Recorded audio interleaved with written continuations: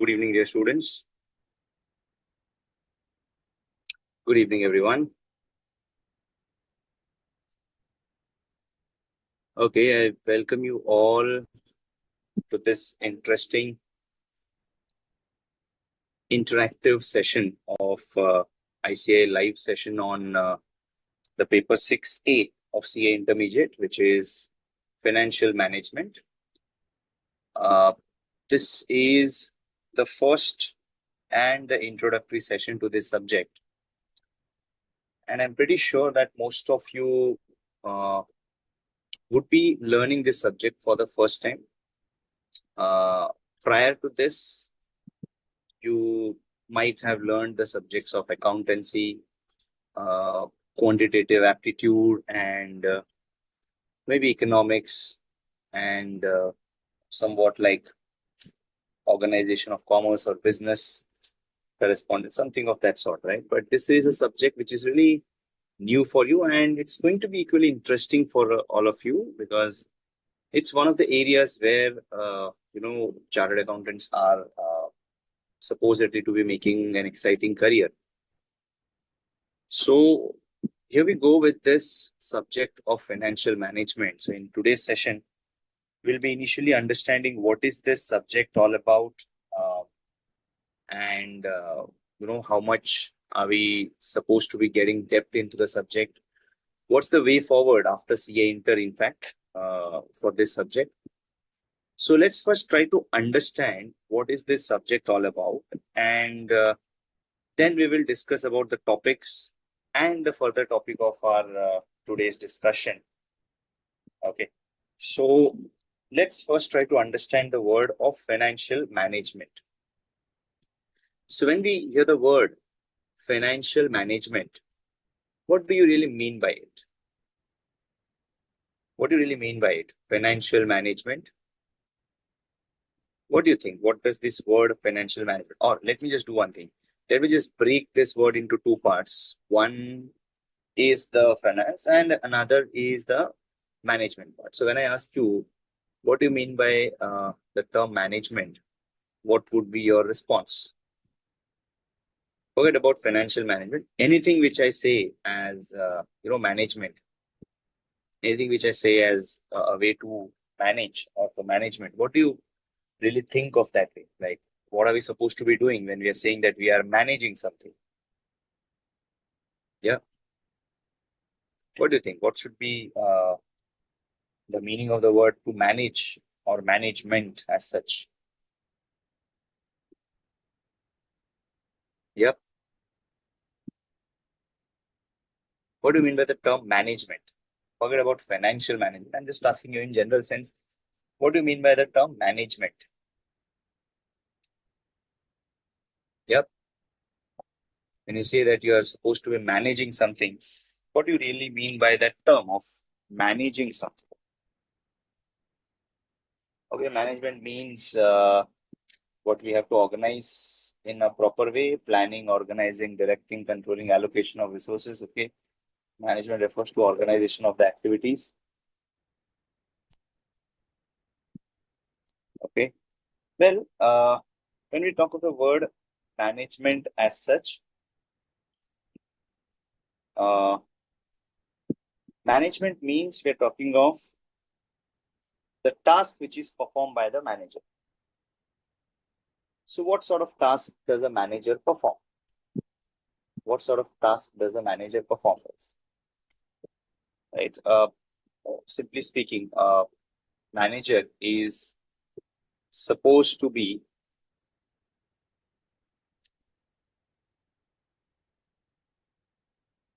okay. So management is basically the task that a manager performs is either of the two. One is going to be raising the funds. One is going to be raising of resources, I can say, and the other aspect is utilizing those resources. So the first part of management is raising of resources, and the second part is utilization of resources. Now, when I say finance manager, we're talking of raising of funds and utilization of funds.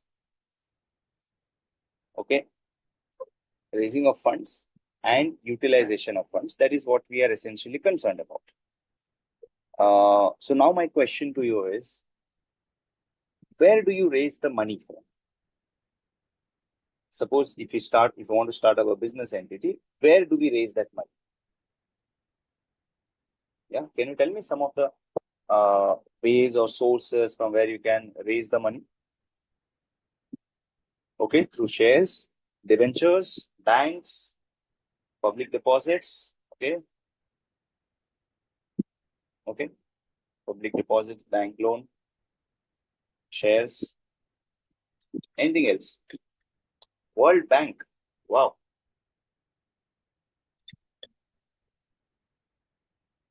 World Bank. So we're all going global directly.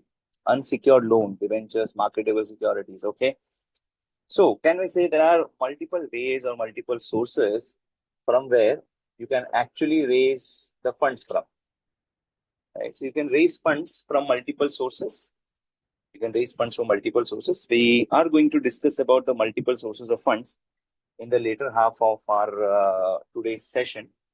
Okay, so in the later half of our today's session, we'll be discussing where we are supposed to be raising the money from. Okay, so that's definitely what we are going to discuss. So one thing is definitely we are going to raise the funds, and broadly we can say the money can be raised from either two sources. Either it has to be your own money, which is the own funds, or it can be someone else's money, which will be like your borrowed funds. So you can get money either from own funds, or you can get it from uh, from the borrowed money. So basically, raising funds, it means only two sources are possible. Either you put your own money or you put borrowed money, right? So now the question is like, fine, we're going to raise owned and borrowed money. How much to be raised? How much owned funds, how much borrowed money, and those all aspects we are going to look at it at a later point of time. But when you're talking of utilization of resources or utilization of funds, where are we going to really invest our money? We are going to invest our money that we have raised either in a long-term form. We're going to invest it either in a long format. When I say long format, means we're going to invest it for a really longer tenure. Like, say maybe we're going to buy a long-term asset, fixed asset, or maybe, maybe a fixed asset, or maybe taking up a project, right? Or it could be invested in some short-term assets like your current assets, stock, or you can say debtors, or your working capital. Or it could be also like an investment which you put aside, which will be used for future contingencies, right? So that's a utilization of funds. So you can raise money either from owned funds or from borrowed funds. You can invest it in non-current assets or current assets or into the investments, right? Now, all those, when you say finance manager, this is with related to the money itself. Now we have certain set of chapters, where we are going to discuss about how those funds are going to be utilized. So like raising of funds, we can raise it from owned or borrowed funds. How much to be raised from owned funds? How much to be raised from borrowed funds? Those all discussion is taken care in the chapter of sources of finance, cost of capital, capital structure, and leverages. So these are four set of chapters is going to guide us where should be raising money. Okay, because it's not necessary that entire business needs to be funded by owned funds or entire business should be funded by borrowed funds. It has to be a proper balance between them. Now, how should the balance be maintained? What's the optimal balance, optimal proportion? That's what we are going to discuss in these, four chapters. Then when it comes to the investment decisions, utilization funds, when you're looking for long-term impact, long-term area where you're going to invest, like you want to take up a new project. So detailed analysis with all financial parameters will be undertaken in the investment analysis chapter. Now, as I said, the other area where you can invest is current assets. So that's with regard to your working capital, right? So that's the second part. Then when you're going to carry out investment into the other company shares or debentures, you are definitely going to carry out some sort of ratio analysis. You're going to analyze the ratios, you're going to analyze certain numbers, which will help you to understand, what is the number, or which help you to understand in what areas a particular company is doing good, in what areas the company is doing not so good, right? So that's your ratio analysis. Then dividend decisions is basically helping the company to determine how much dividend needs to be paid, right? Or whether dividend should be paid or it shouldn't be paid. So that all discussion, debate will be carried out throughout. Now, this is what we have the entire set of chapters in, this is what we have the entire set of chapters in the financial management. Okay.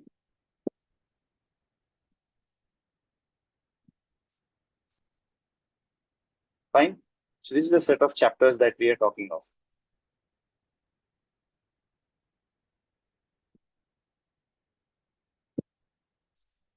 Okay. So now, before we go to the chapters for our discussion, let me first focus on what we mean by scope and objectives of the financial management. Now we have fairly understood what things we are going to deal with when it comes to financial management, right? Now, let us first talk about a very interesting thing, value of a company. Okay, let's talk about something really interesting called as the value of a company. Tell me, guys, do you really watch, Shark Tank? Do you watch Shark Tank? Yes. Yes. Okay. So there we often use a word called as valuation of a business, right?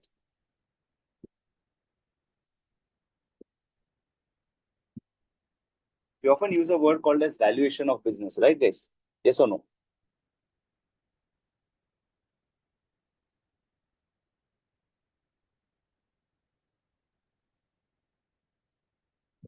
Registered valuer after CA? No, no. Valuation of a business, right? They generally say we want to offer, maybe we want, let's say, 1 crore for 1% of our equity.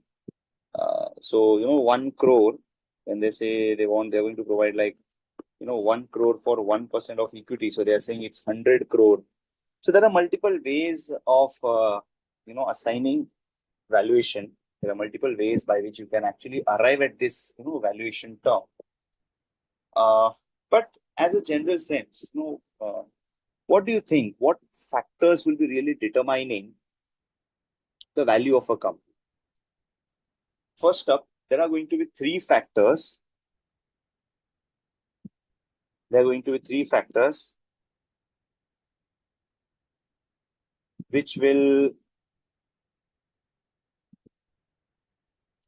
There are going to be three factors which will determine the value of a company.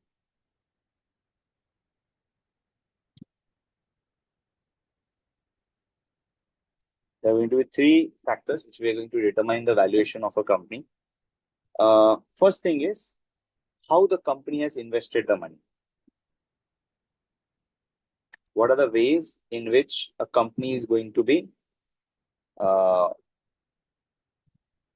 investing into the assets, right? So where would the company invest? Company would be investing into long-term assets, into short-term assets, into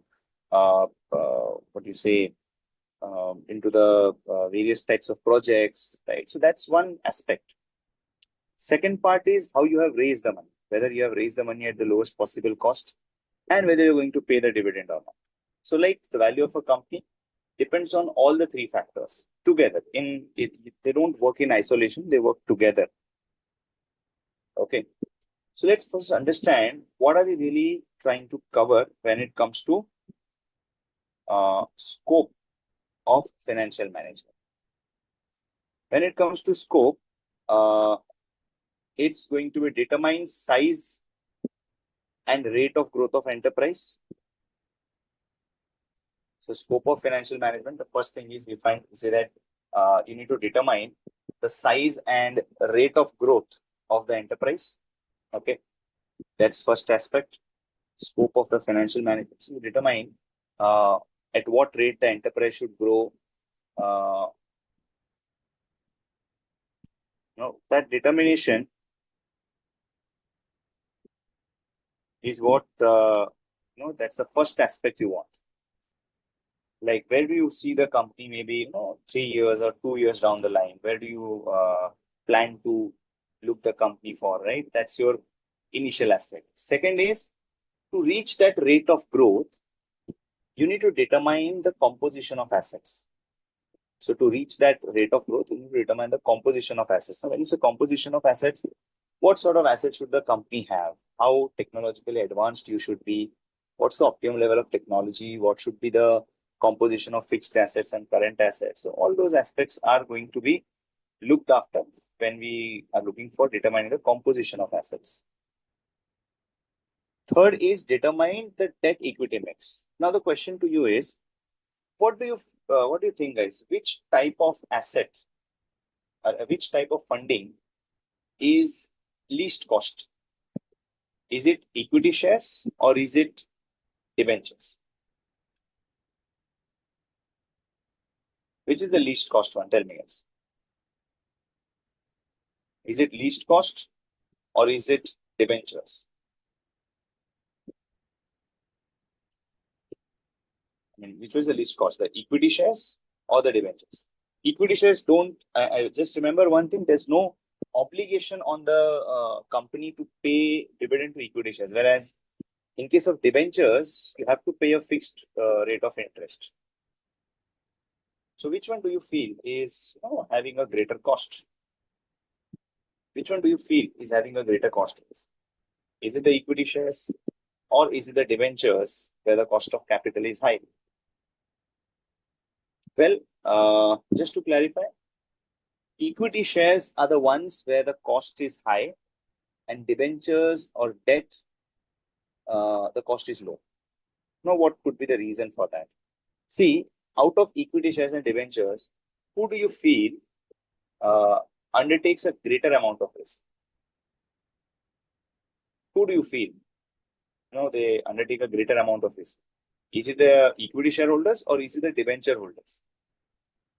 Who is undertaking, as an investor, who is undertaking greater risk? Who is undertaking greater risk?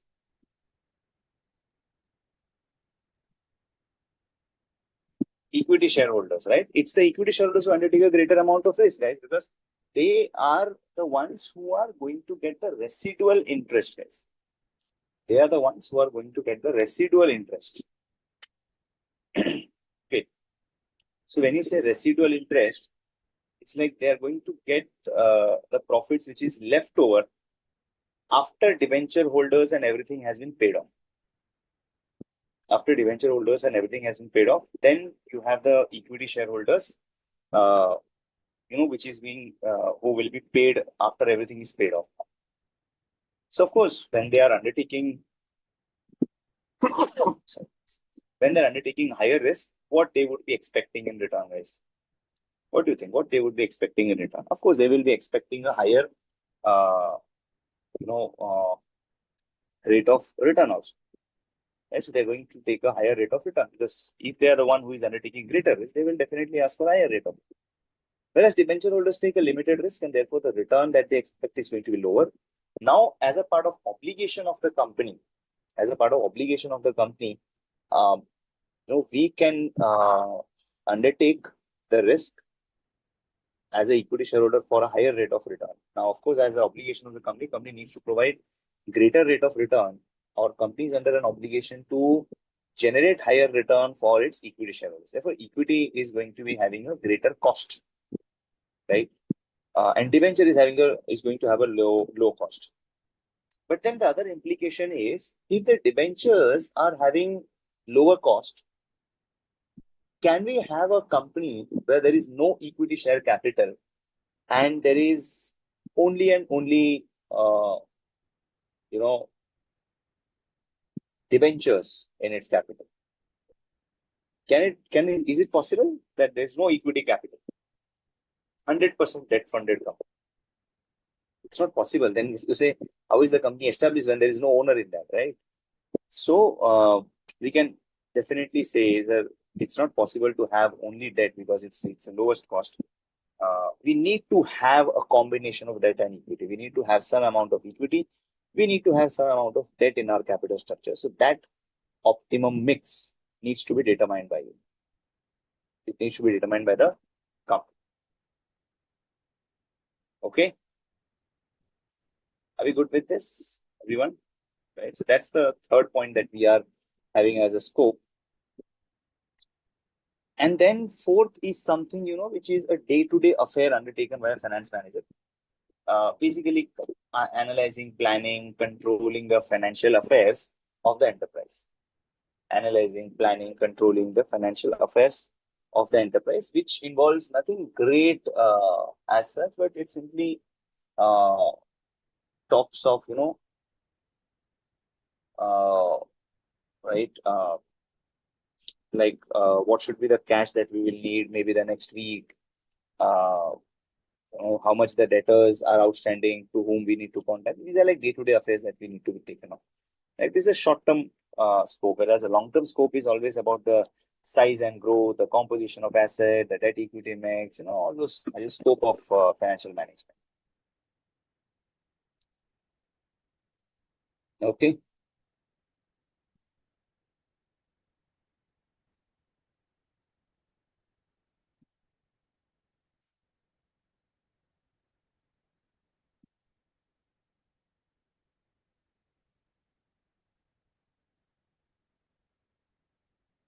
Now, let's go to the next part, which is about discussion of why are we doing the financial management? What is our objective? Now, there are two aspects to it. One of the objective of financial management is said to be, profit maximization. And the other aspect is wealth maximization. Uh, what sort of difference can you think of when it comes to profit maximization and wealth maximization? Can you just identify some sort of difference between the profit maximization and wealth maximization? What do you think? What can be the difference? What could be the sources of difference between profit maximization and wealth maximization?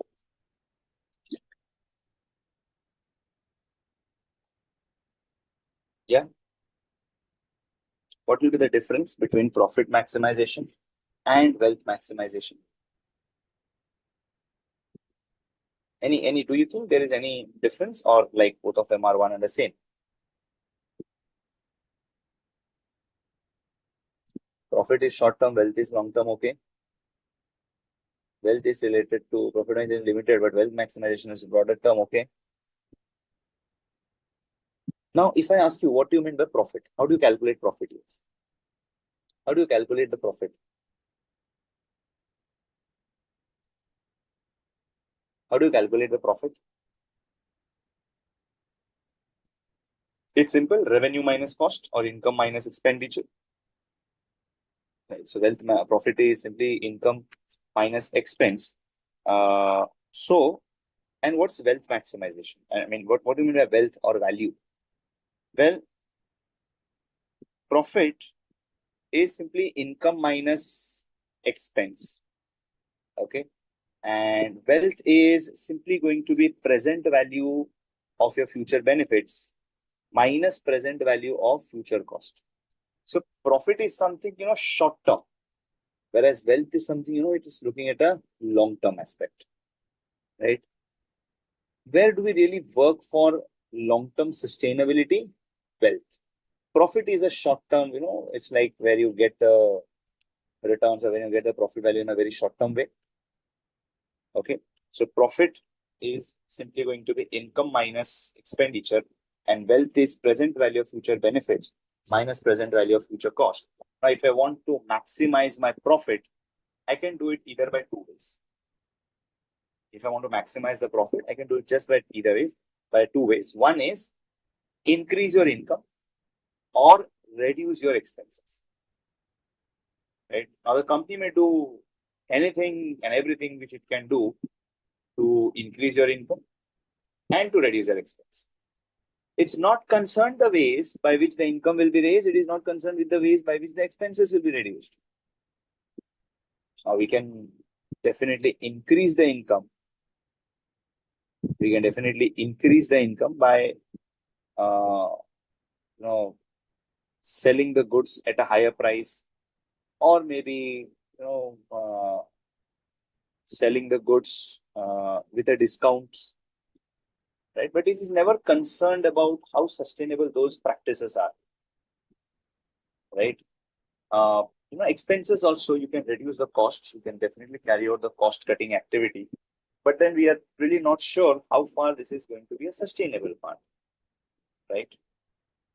Right? How far is it really going to be sustainable? Now, when it comes to wealth is like whatever future benefits you are going to get, take the present value of it, and whatever future costs you are going to incur, take the present value of it. It's not just going to be for 1 year. It's going to be for the years which you can actually, forecast or estimate or just think of, right? So in profit maximization, when you say the income and expense, it is something, vague. The profit term is vague. Whether you should include only those income which has been received, or you should income, or we can include the income which is coming to us, anything and everything, right? Whether so we are like, we are somewhere in a situation where we say that income or expense, depreciation, for example, as an expenditure, we can charge it by multiple ways. Right? We can charge depreciation using different methods and different percentages also. So based on your adoption of depreciation numbers, your profit will differ, right? Then the principles that you use when you want to recognize any sale or any value, then it's going to decide whether what is that profit all about. Then the second aspect, of wealth, there is no vagueness in the calculation of wealth, because wealth is something which is calculated on a cash flow basis, and cash flow is simple cash flow. There is no if and but in that. There are no assumptions. There are no methods to calculate cash flow differently. Cash flow is whatever cash income you have. Like, it's a very simple term. Right? It's a very simple term where you say that cash inflow minus cash outflow, that's your net cash benefit, right? So profit maximization is something, which doesn't take into account the risk, right? And whereas if we typically look at, just try to look at this particular balance sheet and P&L figures. Just look at these three figures in the P&L and balance sheet. Just try to look at it, and I want your comments. I want your comments on this. Some special highlights or comments or analysis or interpretation from this. Yeah, something as an analyst you would like to, comment on this. It's a small balance sheet and P&L prepared by the company, where the company is having a share capital of 50 lakh, reserves of 2 crore, creditors outstanding is 10 crores, cash is 50 lakh, debtors is 12 crore, and on the P&L side, you have a sales of 12 crore, purchases of 10 crore, and profit is 2 crores. So any sort of analysis or interpretation that you can make out from this balance sheet and P&L is?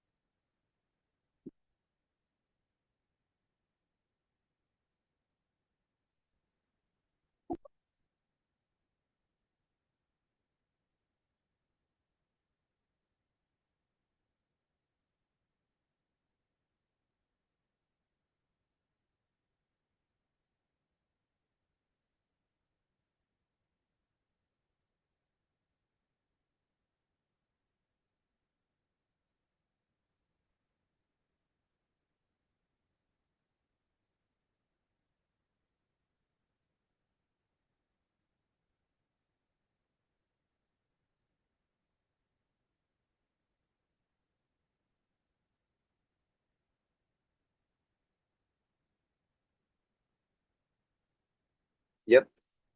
In this, cash is only 50 lakh, but sale is 12 crore, means liquidity problem. Hmm. Debt equity ratio is too high. Ah,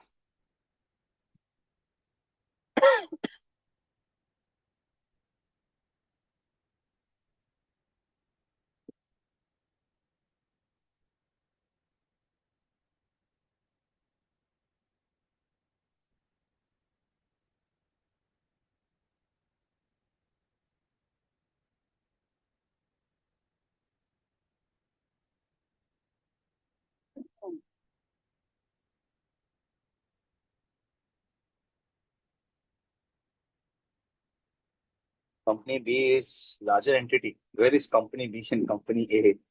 Achal, where is company B and company A? Well, guys, this is a balance sheet and P&L where you see there is no cash flow happening. Because you see there's a sale of 12 crores, exact 12 crores of debtors is outstanding. Purchases 10 crore, exact 10 crores of creditors are outstanding. In fact, whatever is the share capital, that itself is the cash which the company is having.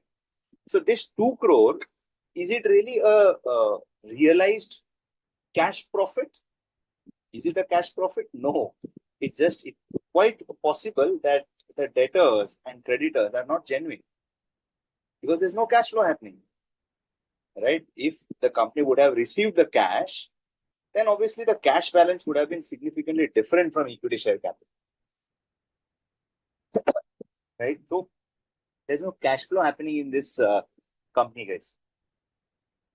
Right? So it's just like made to be looking, I mean, the financial statements to look rosier.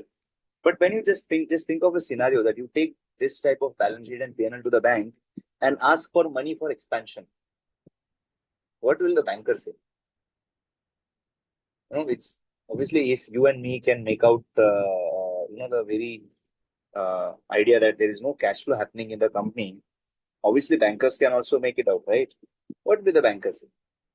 Banker will give you nice words, right? The banker will definitely say you certain good words, and then they will simply reject your financial statements by saying that you really think we are fools that we are going to believe this balance sheet and P&L. Because if any company is having a balance sheet and P&L of this sort where there's no cash flow, it means the company has essentially not generated any value.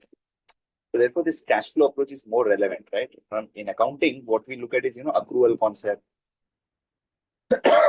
right? Generally look at in accounting the accrual concept, or we look at there's due, accrued, right? But in finance, we never look at those aspects. We simply talk of whether we are able to generate that particular amount of cash flow or not, right? So the profit maximization aspect, it doesn't take into account the risk, but when you want to maximize your value, you're going to take a calculated move in terms of risk also.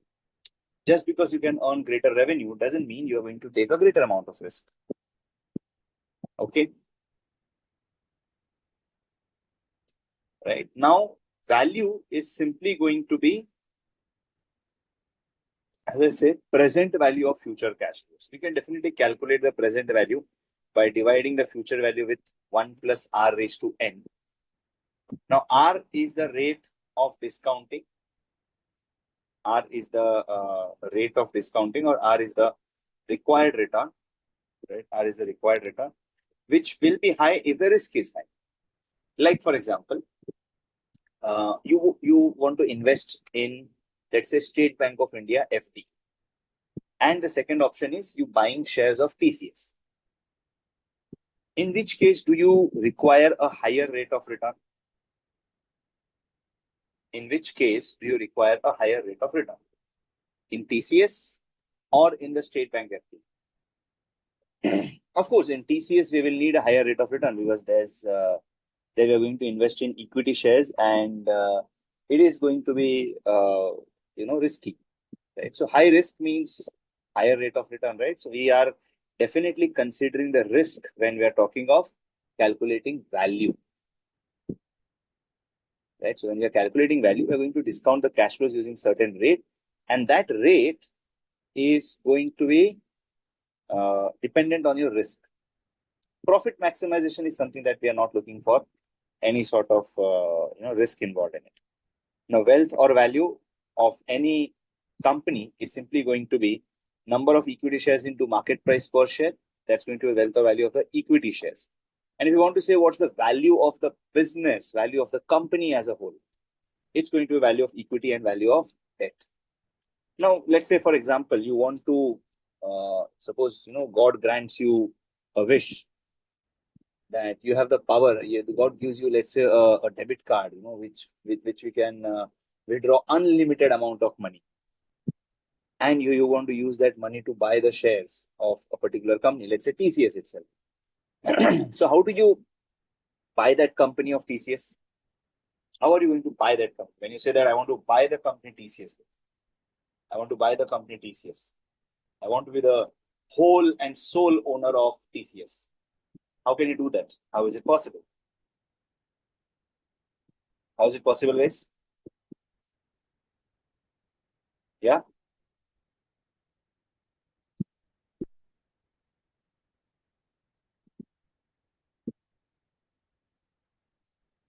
How is it possible?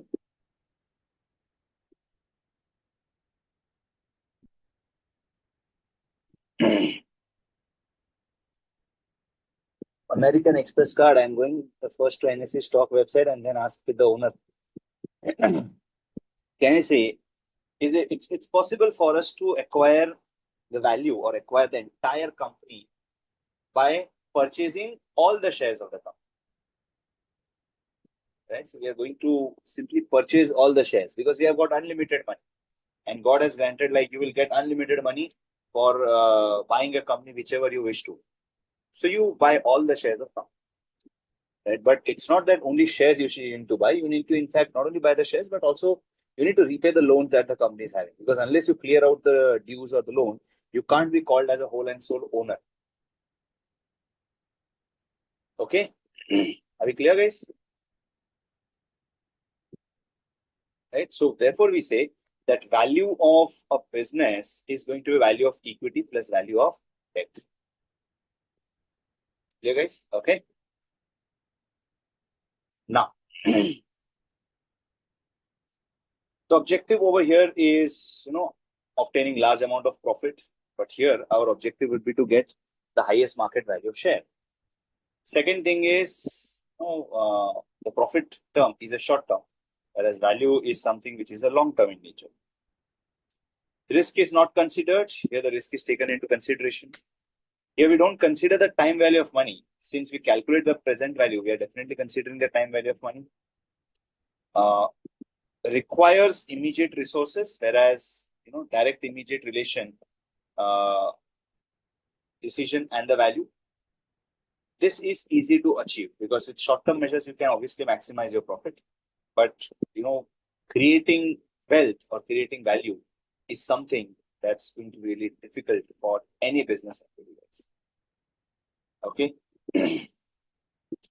So that's the basic difference between profit maximization and wealth maximization. So are we good with this aspect, everyone? Are we good with this part? What's wealth maximization and what's profit maximization? Everyone? Yep. Sure. Are we all good? Perfect. Now, let's talk of the Chief Finance Officer, CFO, or the finance manager. What's the role in it?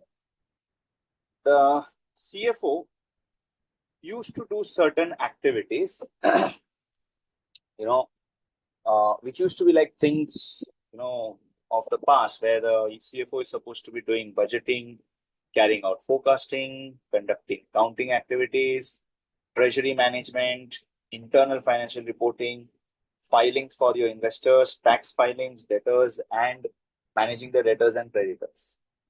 But with the passage of time, with the evolution, the role of CFO has also changed. And now the CFO is involved in some sort of other activities, which includes budgeting, forecasting, obviously, but you need to also take out the profitability analysis, pricing analysis, whether the activities should be outsourced, overseeing the IT and HR activities, regulatory compliances. Basically, regulatory compliances means you are going to follow the regulations of ROC or income tax or GST department. All those regulatory compliances are also part of your activity. And one more important aspect is risk management. Risk management. Okay. So what do you think are we talking of when it comes to risk management? Right. So it's like managing the various levels of risk which a company faces. The levels of risk could be your operational, financial risk, financial risk, or it could be even regulatory risk, environmental risk. So all those risks need to be analyzed and segregated and also further discussed so that it is within the manageable limits. Right? Do you think that a company will always try to eliminate certain risks? Do you think the company will always try to eliminate certain risks? Or can the company really carry out the activity of elimination of risk, elimination of all the risk? It's never possible, guys. Because business is all about taking risk and keeping it within the manageable limit and earning returns out of it, right? So you cannot eliminate risk. You have to keep it within your manageable levels. The risk needs to be kept within the manageable limits. Then it works. When the risk goes beyond your manageable limits, then it is something, it's a cause of worry then in that situation. Are we good? Clear, everyone? Yeah. Okay. Fine. Then one important aspect that we have when it comes to financial management is agency problem and agency cost. Now, this is not a problem in case of sole proprietorship business or to an extent even in the partnership business. Because in sole proprietorship or in the partnership business, in the sole proprietorship or the partnership business, the owner and the manager are one and the same. Right? In a sole proprietorship, sole proprietor is same as the manager. Right? But when it comes to joint stock company, guys, when it comes to joint stock companies, they are not the same. When it comes to joint stock companies, owners and managers are not the same. They are different entities. Correct, guys? Owners and managers are not the same. Owners are the one who are undertaking the risk, right? Who have put their money into the joint stock company. So you have a joint stock company where you have a set of owners who have put their money into the company, and you have hired managers, CEOs, CFOs, your general managers, your production managers. So there's an entire management which is going to take care of the company. Right? Now, obviously, the intention of owners, the risk takers, are like, it could be a situation that the owners are ready to take the risk, but managers may not be ready to take that risk. Because it's quite possible the management fear that taking higher risk would put their job at risk, or that would endanger their livelihood, endanger their jobs. Or it could be other situation also where managers want to simply undertake highest possible level of risk because they are saying there's no money which we have invested. Our money is not at stake. It is the other person who has put the money.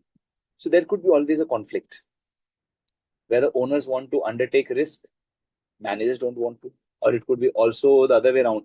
Managers want to undertake the risk, but owners don't want to take that higher amount of risk.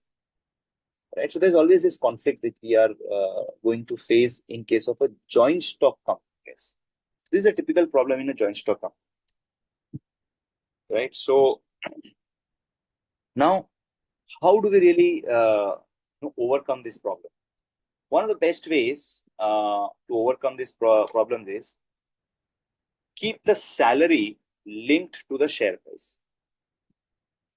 Right? So you'll say like the company will give you a 10% hike if the share price increases by 10%. Company will give you a 50% hike if the share price increases by 50%. Now, the objective of manager and owners are aligned in one line. If the share prices increase, if the wealth of shareholders increase, the managers are also going to get a higher salary. Right? So you are aligning, you're synchronizing the objectives of both owner and manager. Or we can also say the compensation can be linked to the profits partially. Like we can set like condition, like if the company is able to generate, let's say 100 crores of profit, anything over and above 100 crores, 30% of that goes to the employees as bonus. This is again something where you are aligning objective of owners and managers. Are we clear, guys? Are we good with this now? Yeah.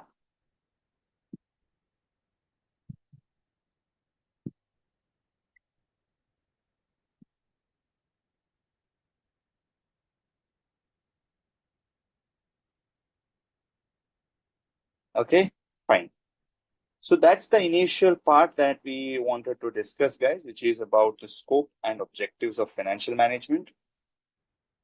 Now we're going to go ahead with the first and a very important chapter of financial management, which is about understanding the various sources of finance, guys.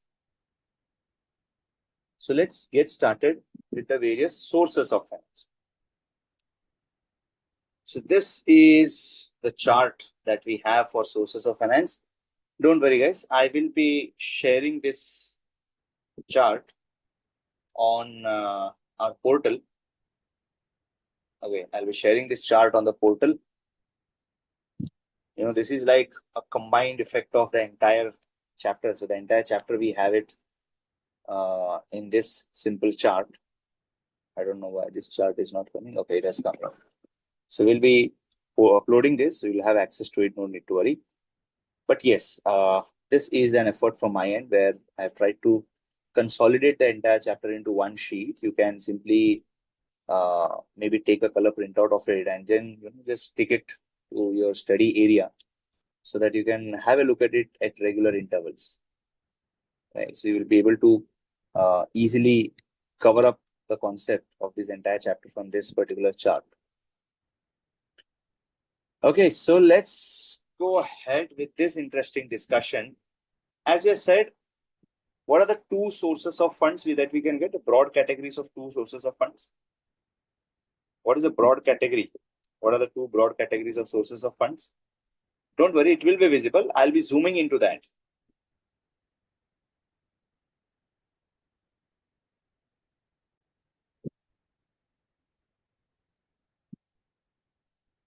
Okay. So there are only two ways or two sources from which you can get the funds. One is your own funds and another is the borrowed funds. Apart from this, there is no other type of fund. Any type of fund you can say, you can put it, you can categorize into either of the two things. Either it will be owned funds or it will be borrowed funds. Okay. So we're going to look at these multiple sources of funds just to give you a count, just like you, as of now, you have a very limited exposure. You have very limited exposure when it regards to funds, type of funds. But let me just give an idea what is the count. So you have equity share capital, preference share, retained earnings, GDRs 1, 2, 3, 4, 5, 6, 7, 8, 9, 10, 11, 12, 13, 14, 15, 16, 17, 18, 19, 20, 21, 22, 23, 24, 25, 26, 27, 28, 29, 30, 31, 32, 33, 34, 35, 36, 37, 38, 39, 40, 41, 42, 43, 44, 45, 46, 47, 48, 49, 50, 51, 52, 53, 54, 55, and 56. So there are total 56 ways by which you can raise money. Have you ever thought of the sources of funds could be this big? Have you ever thought of that the sources of funds could be that big? Okay, it's around 56. Half century is the total sources of funds or the areas from where you can raise money. Right? So you might have already learned two types of equity and preference and maybe debenture and bank loan. That's it. Okay. When will you upload this PPT? I will be doing it after our today's session. Just I'll be uploading it after our today's session. Okay, so let's get started with the owned funds, guys. Owned funds category. You can see broadly owned funds can be put up into two areas. One is a domestic source and another is a international source. Domestic is basically you're not going exploring the outside country market. You're just going to obtain them from domestic areas, right? Which could be domestic, will have the external areas and the internal areas. So domestic, we can say it's going to be external sources and internal sources. And international, we have like something called as global depository receipts, American and Indian depository receipts also. Let's first talk about the external domestic sources, which is equity share capital and preference share capital. Let's first focus on equity share capital. Guys, equity share capital is something permanent capital. Why do we say that it's a permanent capital? Why do we say that equity share capital is like permanent capital?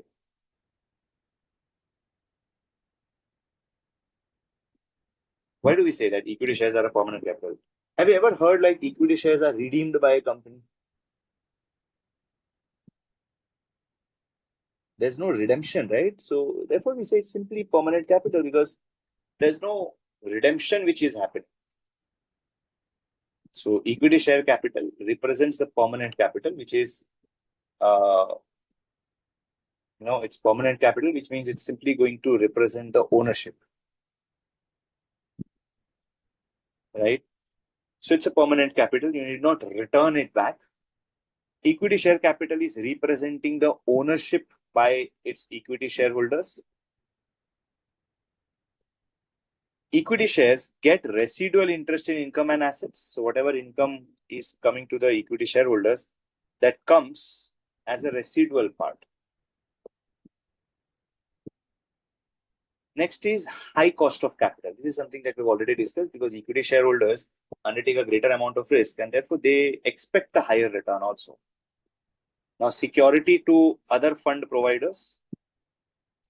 Now, why do we say that they provide a security to other fund providers? Now, let's say there are two companies, equity share capital. One company is having 10 crore, another company is having 15 crore of equity share capital. One company is having 10 crore, another company is having 15 crores of capital. Now, out of these two companies, where would the bank be comfortable or bank would be, comfortable to put its debt investment or debt capital? Where would the company be comfortable? 15 crore company, right? Because it has got a greater equity. So obviously banker would say that since the equity shareholders have put a higher money, they have a greater confidence in that. And therefore we say that it is providing a security to other fund providers. So higher equity share capital is simply going to provide a security to other fund providers. Okay. Okay. What are the advantages now? Advantages, as I said, it's a permanent irredeemable capital. It increases the financial base and help facilitate additional borrowings. There's no obligation to pay dividend. And as a equity share holder or as an equity share investor, you have a right to rights issue. What is rights issue is? Can anyone tell me what is rights issue? Can anyone tell me what is rights issue? What do you mean by rights issue? Do we know what is a rights issue? Issue shares to the existing shareholders at a price which is lower than the current market price, right? So that's the advantage which you get as an equity shareholder, right? Then disadvantages. The first disadvantage is dividend income is taxable in the hands of the shareholder, because as a shareholder, when you get dividend income, you're going to pay tax on it. Now, what's the problem in that? Since it is your income, to pay tax on it, what's the problem in that? Problem is on the profit which company is distributing as dividend, the company has already paid tax. If the company has earned 100 rupee profit, on that company has already paid a tax of 30 rupees, balance is left out at 70. And when you distribute that 70 to your equity shareholders are also going to pay tax on that. So it's a simple case of double taxation, right?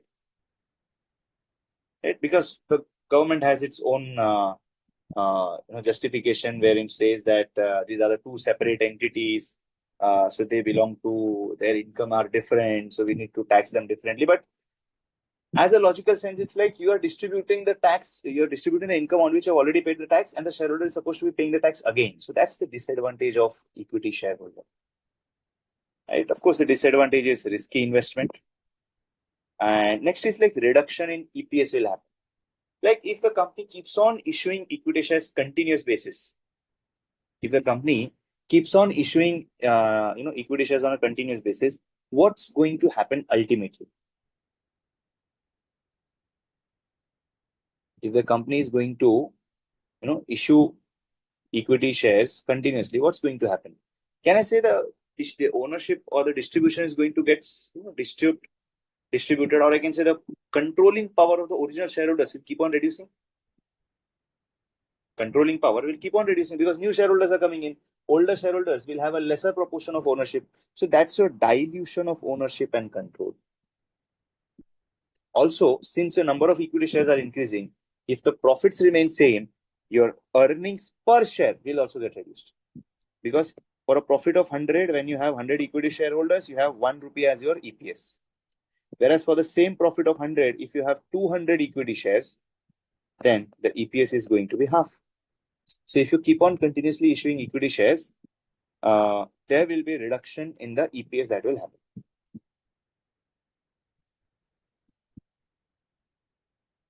Okay, so both the points, reduction in EPS, dilution of ownership and control, are connected or related to each other. Okay, now let's come to the other aspect of owned funds, which is about preference share capital. Now, this preference share capital is said to be a hybrid form of financing. It is said to be a hybrid form of financing. Now, what is hybrid form of financing, guys? It means this preference shares are having features like a equity funding and also like a debenture funding. Because like equity shares, they will get dividend if the company is making profit. If the company is not making profit, the company will not pay dividend. On the other hand, if the company makes a profit, you have to pay out a fixed amount as preference dividend. You can't get away with that. Okay. Right. So therefore, we say it's a form of hybrid funding. The rate of dividend over here is going to be higher than the rate of interest. The rate of dividend is going to be higher than the rate of interest for a simple reason that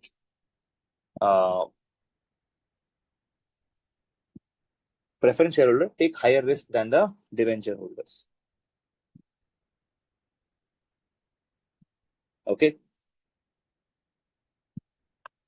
So that's your hybrid form of financing. Second is rate of dividend is going to be higher than the rate of interest, and because there's going to be higher risk. Now, preference shares could be cumulative, non-cumulative, redeemable, participating, non-participating, or convertible. Let's first talk of convertible. What do you mean by convertible preference shares? Convertible preference shares simply means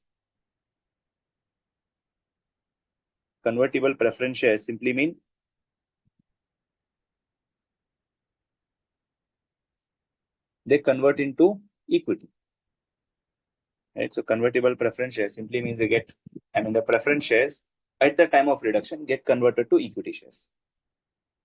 Now, what is cumulative and non-cumulative? Cumulative preference shares are like, they are applicable in certain situations, situations where let's say the company is not having sufficient profit or company is having loss.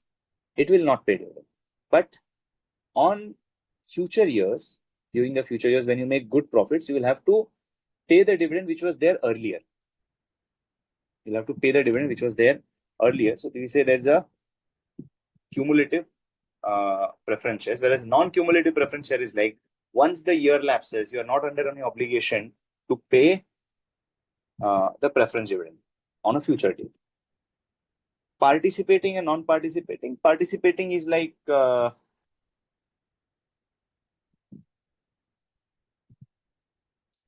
Participating is simply like you get a share in the excess profits. So there will be a status category where you say that if a company is making a profit more than, let's say, 50 crore, anything excess of 50 crores will be distributed between equity shareholders and dividend and also the preference shareholders. That's your participate. And non-participating is like you don't have any right to, you don't have any right to the non-participating. When you say you don't have any right to the excess profits. Okay. So advantages, there is no dilution of EPS, of course. There is an advantage of leverage. Now, what is this advantage of leverage? We will understand this when we'll be learning the chapter of ratio analysis, guys. So just keep it in mind. So I would like to just, ask you to hold on to that point where we'll be understanding what is this leverage, and you get the advantage of leverage in case of preference share debentures. So that we'll be discussing when we're doing ratio analysis in a greater detail, and you'll find it really interesting, guys, right? So just now, just keep this point aside. We'll discuss that at the time when we'll be learning the chapter of ratio. There's no risk of takeover. If you issue preference shares and if someone buys them, you don't have the risk of equity, risk of takeover that someone will buy over your company. But that's the risk when you're issuing many equity shares into the market, because if you're issuing many equity shares, someone may definitely take over. Dividends are fixed and predicted, redeemed after specified period. Now, of course, disadvantage is like preference share dividend is not something, which is tax deductible, because interest is taken as an expenditure. Interest is taken like an expenditure. And you can definitely take a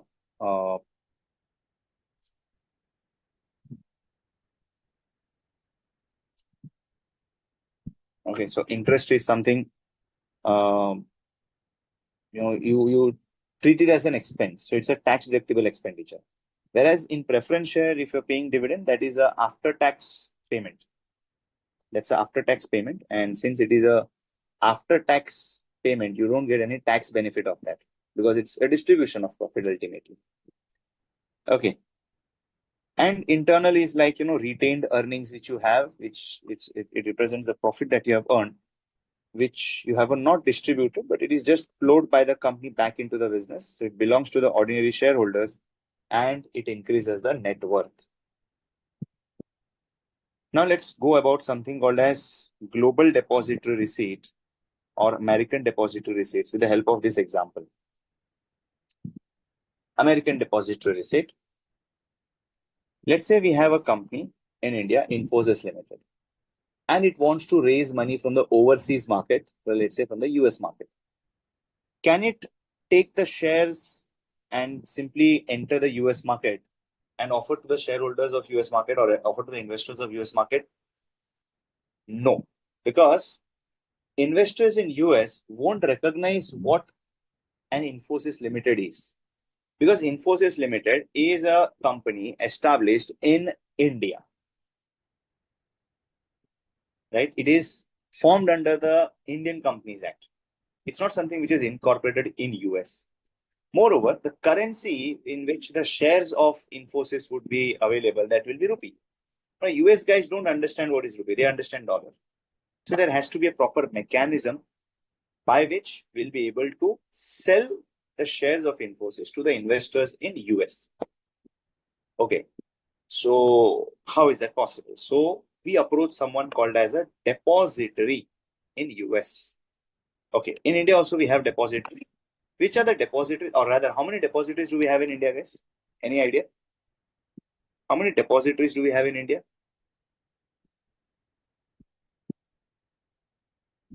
There are two depositories, right? One is your NSDL and another is your CDSL. NSDL and CDSL. These are the two depositories, right? Now, what is the activity of these depositories? These depositories are going to keep the shares of all the companies with them. And you know what? Who is the legal owner of all the shares that you buy in Indian markets? It's the depository. You are a beneficial owner. Okay, because all the shares are held by NSDL. We can simply, in layman terms, we can understand that NSDL and CDSL are the banks of shares. Just like you have bank for your currency or bank for your money, same way for the shares, you have the depository. All the shares are held by them. Like all the money in the economy are held by banks. That doesn't mean bank is the owner of that money. We are the owner of that money. We have the access to our accounts. Same way we will have our account in NSDL and CDSL. And all our shares will be deposited in that particular depository. Right. So it's like if you buy a share from market, so depository is going to transfer share from seller account to the buyer account. Same way you're going to have depository in US. So Infosys is going to approach the US market depository and it will say, hey, listen, just accept this 10,000 shares with you. Okay. And just give a receipt and give a confirmation that, you recognize us as a company in India and you can just issue against this 10,000 shares, maybe 100 depository receipts. You give us your security because our shares will not be acceptable in the US market.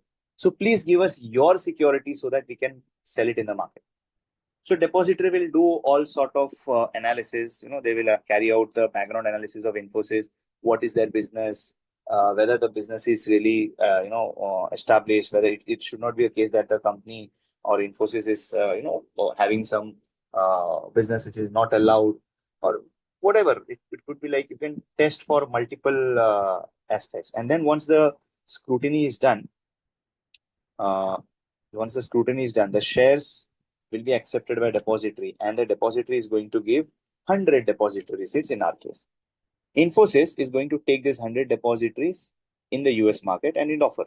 And now the US market investors will be like, okay, so we are recognizing these depository receipts. Okay, we are recognizing these depository receipts and we are going to give money against that. So now the US market participants are going to provide dollars, right? And these dollars will be used by depository to transfer to the Infosys Limited. Of course, the dollars will be given to RBI, then RBI will get converted to rupee. Right. So it's again a type of issuing like equity shares, but not in the Indian markets, but in the overseas market. Right. So that's a global depository receipts. When you're issuing it in America, it's called as American depository receipt. Right. The process of buying a new ADR goes through US brokers, Helsinki Exchange, DTC. So some of the companies which are issued their ADR are like Wipro, MTNL, State Bank, Dr. Reddy's, Ranbaxy, C, L&T, ITC, HDFC, Bajaj Auto. All these are the companies which have issued or which have issued GDR in the US market. Okay, so you can issue this GDR similarly in other market also. In UK, that will be Britain depository receipt. In Japan, it will be a Japanese depository receipt. Same way, any foreign company can also come to India and issue depository receipts. And those depository receipts will be called as IDR or Indian depository receipts. So foreign companies can issue IDRs to raise funds from the Indian capital market in the same lines as the Indian companies use ADR or GDR to raise the foreign capital. So are we clear? What is this global depository receipt? Are we clear with the concept of depository receipts, guys? Yeah. Okay, great. Now, with that, let's just take a short break, guys. Let's take a break of around 15 minutes and then we'll come back and take the discussion for the remaining sources of funds. Okay, are we good? Let's take a break, guys. 15 minutes and we will be continuing with the remaining sources of funds.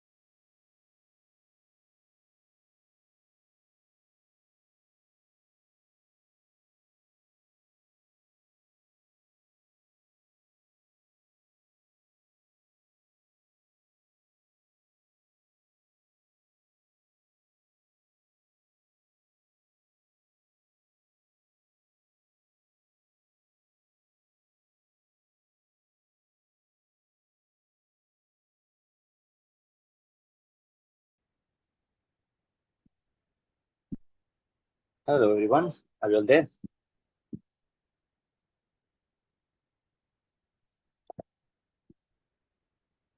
Okay, so let us continue. We have covered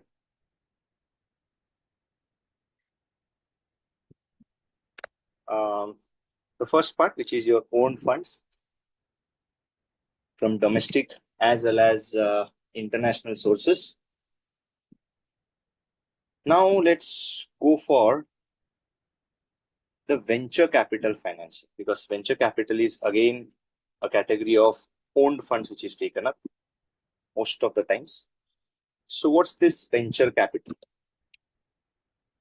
Uh, these are the financiers of startup companies or new companies where the investment is done with a long-term perspective where you want to, as a venture capitalist, you invest in the growth-oriented small or medium firms. And venture capitalists also provide support in the form of sales strategy, business networking, and management expertise.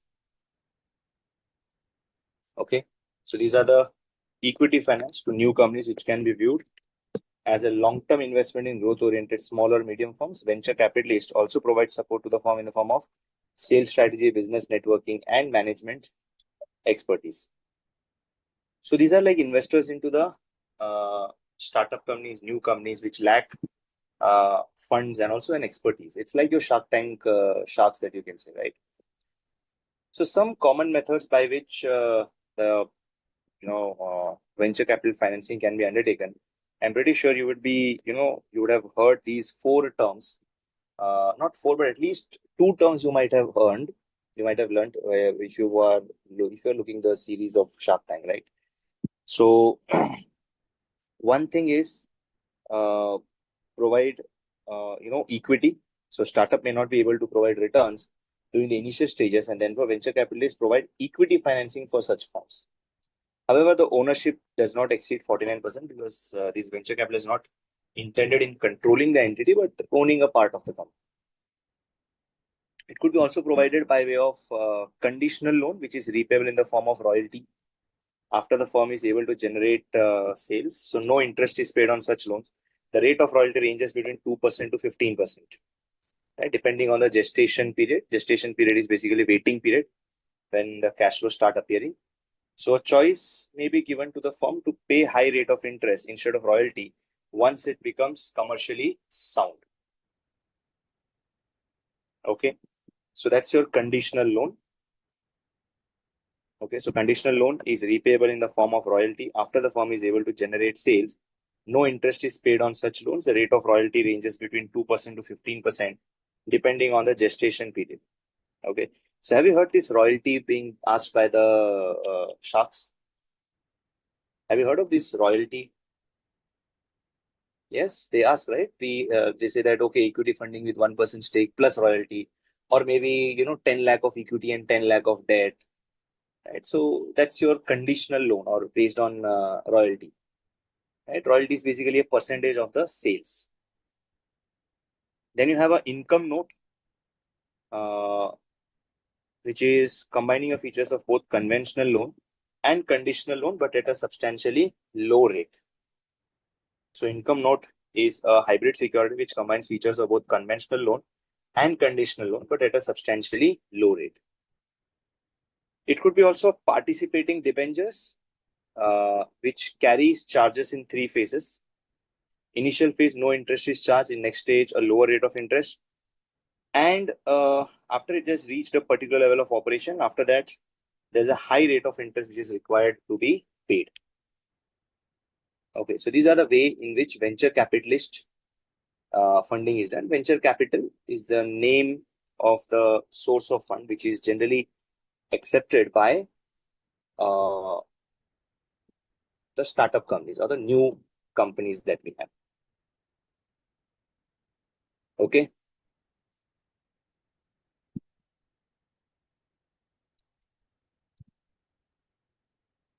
Clear?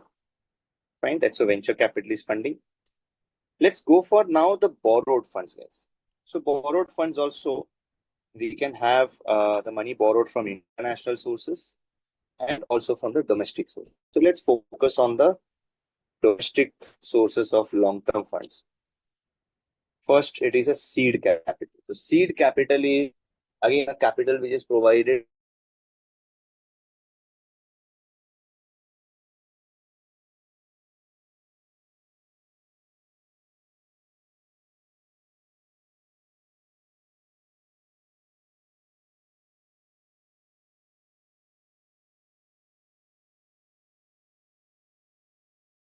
means no payment of interest.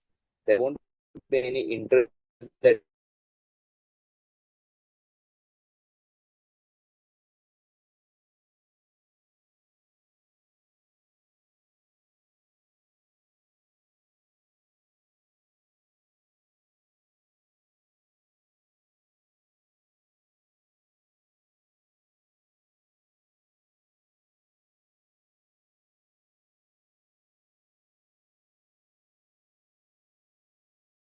are like, there is no interest is paid by the bond, and the bonds are issued at discount and are redeemed at par.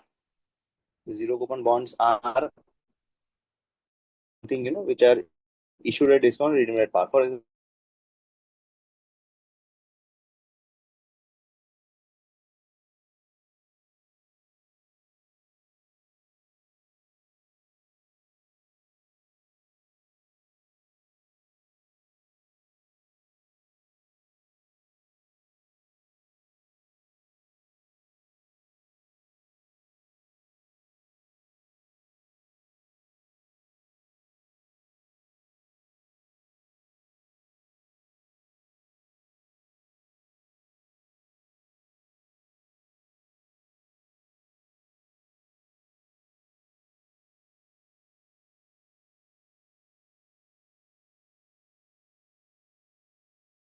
and this is going to be returned in year 3. So 30 is your interest income that you are earning. Right? So that's your zero coupon.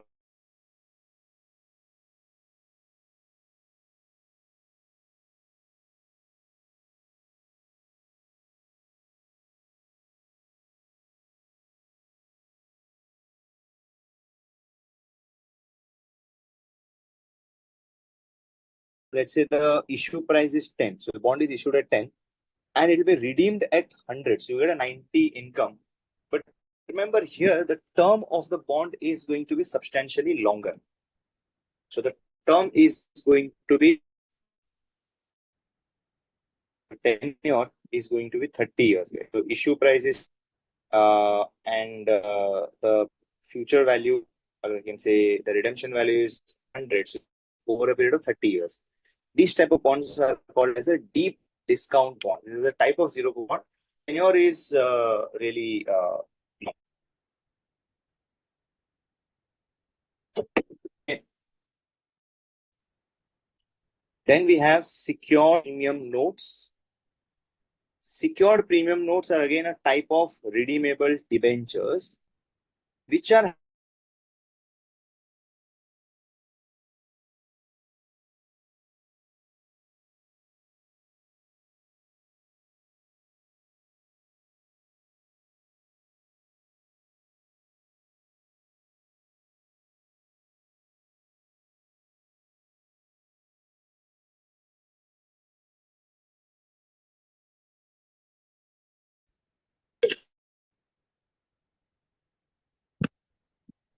share warrants, we're aware. Yeah. What are the share warrants, by the way? Do you have an idea what it is? What is exactly? You do okay. Well, share warrant gives power to warrant. So share warrant is something that gives a power to the holder of the warrant. That share warrant is it's going to give the warrant. It's going to give the power to the holder, in which the holder will be able to get the shares at a predetermined fixed price on a future date. So warrant will tell you like you will get these particular debentures, sorry, you will get this particular shares at a price of 30 rupees after years. You get these shares at a price of 30 rupees after 3 years. So after 3 years, whatever be the price of the share, you have the power, you have the right to acquire the shares at a fixed price. Okay. You have the right, or you have the price, you have the power to get it for a fixed price. Got it? Everyone?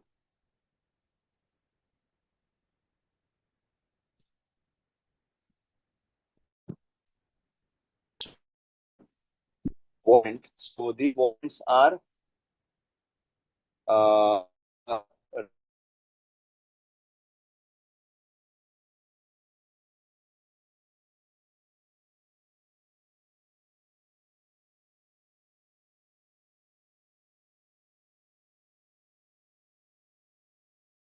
presented to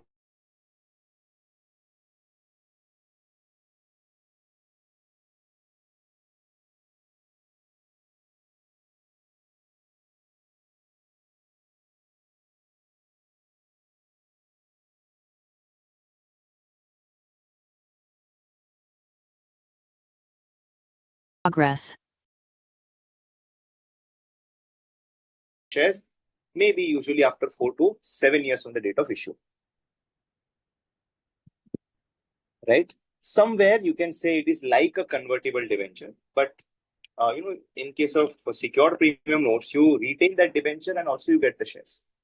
Right? But and in case of convertible debentures, you get the shares free of cost. Whereas in secured premium notes, you need to pay a fixed price for getting the shares, right? So it's like a hybrid instrument again. It's like a hybrid instrument wherein it has got the features of debt as well as the equity. Okay, so these are the debentures in which there is a coupon attached. You just need to detach it, give it to the company along with the fixed amount, and you get the shares against that. Are we making sense, guys? Yeah.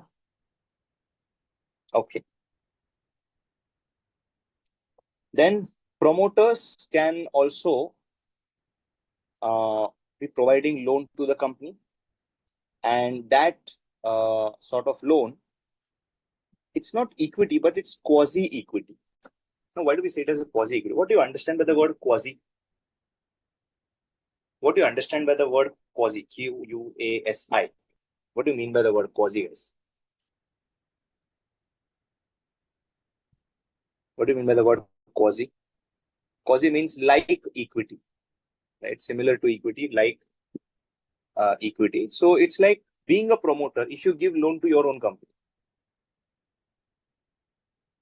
if you give your own money, if you give a loan to your company, then it's like you have invested into the company, but it will not be treated like a debt from someone else. It is like a debt which is given to you by the owner itself. And therefore, we say it's a quasi equity. So these unsecured loans, which is provided by promoters to meet the promoter contribution norm, which is an institutional rate, and can be repaid only after repayment of the institutional dues. Okay.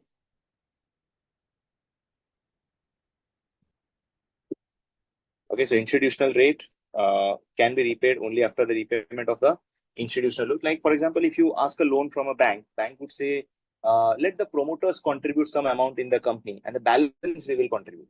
So suppose you go to the bank and ask for a loan of, let's say, 10 crore. The bank may say, promoters, please bring in 1 crore from your end. Rest 9 crore we are going to invest. And of course, you can withdraw that 1 crore only after my loan has been repaid. The banker will allow the repayment of quasi equity to its equity shareholders only after repayment of its own money. Okay, so that's your quasi equity, guys. Then we definitely know these all domestic sources are all long term. Okay, we may have long term, short term, and medium term by way of commercial bank loans and floating bank. So commercial bank loan is like the loan that you raise from a banker. It may be long term, medium term, or short term. Long term is generally for purchase of PP for taking up some projects. right? Or it could be also a case of a bridge finance. Now, what's a bridge finance? Bridge is like the gap between the short period loan and the gap which needs to be fulfilled till the loan that has been sanctioned is given to you. For example, you have a loan sanctioned with you, but the loan will take, let's say, 1 month for your disbursement. And for that 1 month, loan will take 1 month for the disbursement. And for that 1 month, uh, you need money to start the project initially. So the loan that you take for that short period of 1 month, by the time you get your full disbursement at a later stage, that's called as a bridge finance. Floating rate bonds, these are the bonds on which the rate of coupon is fluctuating depending on the market conditions. Now let's understand what are these floating rate bonds. Generally, when we say floating rate bonds, normal bond, what happens is you invest 1,000 rupees in year zero. And then let's say the bond is for 5 years. Every year you receive 90, 90, 90 being the interest or the coupon. And in the fifth year, you receive 1090. That's the final redemption value which we have, right? And then we have on the other side the floating bond. The floating bond, which is the rate of interest. Rate of interest is not fixed, but it is said to be linked to some external number like your RBI repo rate. The repo rate which is published by RBI. So as the repo rate changes, the rate of interest also changes. So under floating rate bond, let's say it promises you a rate of interest of RBI repo plus 3%. So if in the first year RBI repo is 5%, you will get 5% plus 3%, which is 8% interest. That's 80. If in next year the RBI repo rate is 6%, then you get 6 plus 3%, that's 9%. 90 is the cash flow. Then 5.5 plus 3%, that's 8.5%, which is 85 rupees. Then 7% plus 3% is 10%. And then you have this as the 10% interest or the final interest being 100. So in floating rate, the rate of interest keeps on fluctuating. In floating rate, the rate of interest keeps on fluctuating. It's not fixed.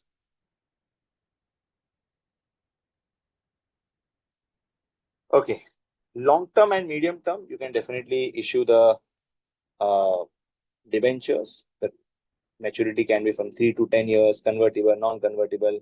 It could be bearer, registered, or mortgage or naked. Bearer means it can be transferred easily. Registered is like registered by the company. It could be a mortgage, or it could be, secured or unsecured, and it could be naked debentures also. Right? Naked means it is without any sort of security. So this is mortgage is like secured, and this is your unsecured debentures. Inflation bonds. Now these are something interesting. Inflation bonds are the bonds in which interest rate is adjusted for inflation. For example, interest rate is 11% and inflation is 5%. The investor will earn 16%. It means the investor is going to earn 11% normal interest plus inflation premium of 5%. Thereby that the investor is protected against the inflation. Then you have zero interest fully convertible debentures. So these are like compulsory and automatically converted after a specified period of time, and holders are entitled to new equity shares at a predetermined price. So on this, you don't pay any interest, right? But it gets automatically converted to equity shares. It's like equity share only because you're not obligation to pay any interest, and it's going to be simply automatically converted to equity shares. Now, short term for working capital purpose, you can definitely raise money from multiple sources. You can raise it from advances from your customers. You can raise it from the trade credit, or you can take the goods on credit, or you can defer certain expenses and maybe get the income early. Now, interesting part about short-term finance is, commercial paper, T-bill, certificate of deposit, public deposit, intercorporate deposits, overdraft, clean OD, and the cash credit and the bills. These are the majority, short-term finance. So first, let's talk of commercial paper. To simply understand, commercial paper are short-term unsecured debentures. When you say short-term unsecured debentures, it means the security is not going to be there. I mean, there's no mortgage attached with that. And since there is no mortgage, only highly rated equity companies, only highly rated companies are allowed, or highly rated corporates are allowed to issue commercial papers. Okay. So these are like issued by high rated corporates, primary dealers, and all India financial institutions. Now the denomination is going to be a minimum of 5 lakh and multiple thereof. And the rate of interest that you get is going to be linked with the 1 year government bond, maybe 1 year government bond plus 2% or plus 3%. And it is mandatory for those companies to obtain credit rating from the credit rating agencies. Okay. So you have T-bill. T-bill are your short-term government securities with maturity ranging from 14 to 364 days. T-bills are essentially short-term government debentures. Government debentures are essentially your T-bills, where you have a short-term government securities with maturity ranging from 14 to 364 days. Okay, so T-bills are the short-term government securities, guys. So T-bills are short-term government securities with maturities ranging from 14 to 364 days.